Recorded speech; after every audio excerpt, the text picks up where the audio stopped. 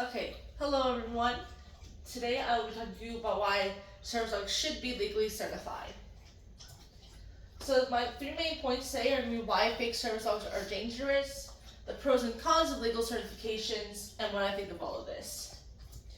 So this is why fake service dogs are dangerous. They can actually interfere with the service dog's job, so if they're barking and lunging and they actually grab onto the service dog, that goes to my next point where they can make them miss an alert to their handler, which could ultimately lead to the handler getting hurt, injured, or possibly killed.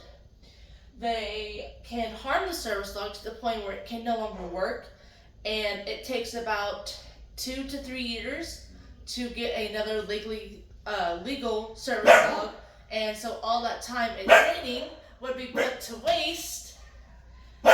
And they can also cause behavior issues in those service dogs, which can also ultimately lead to them having to be retired. They ruin the reputation of other service dogs. Every time they go into a business, the business owner may not be able to tell whether or not this service dog that's actually a real one is going to cause a disruption. Say like a fake one came in before that one, how are they supposed to tell that this new service dog is actually a real one? They can create a hostile environment if the dog is untrained, which most fake service dogs are. So if it's barking and lunging at other people, that's going to make the shoppers feel unsafe.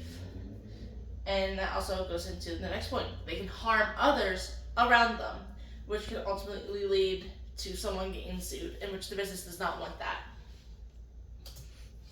So these are the pros of getting your service dog certified.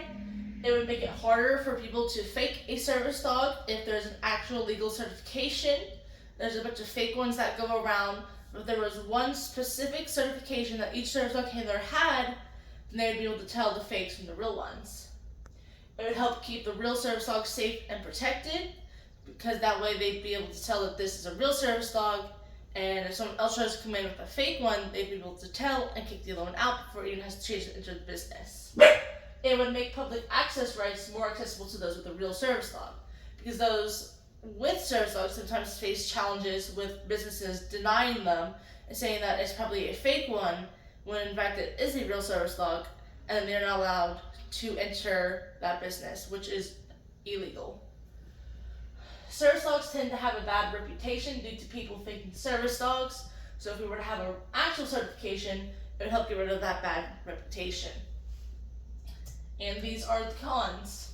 Those with disabilities may not be able to get to the testing location where they bring their dog to be legally certified if they have to do a test.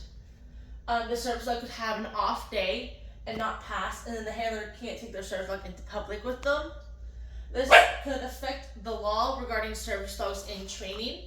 So by this I mean service dogs in training are still protected under federal law, to where they are allowed in public if they are in fact in training. If there is a certification, the person who is disabled may have to pay a fee, which isn't fair to them. And then this is my opinion. I don't think they should get certified, and here's why. It would cause so much stress to the handler to have to jump through all of these hoops and then still be denied if the business has never seen a certification like theirs. It is already hard enough to get disability from the government for those who are actually disabled, so then to ask them to pay for a legal certification to prove that they're a real service dog that they paid thousands of dollars for is a real service dog would probably be even harder. People could still bypass the system and lie their way into getting fake service dog or ESAs into non-pet friendly places. Another issue would be like, what if you forget the certification? Or what if it gets damaged, or if it gets lost?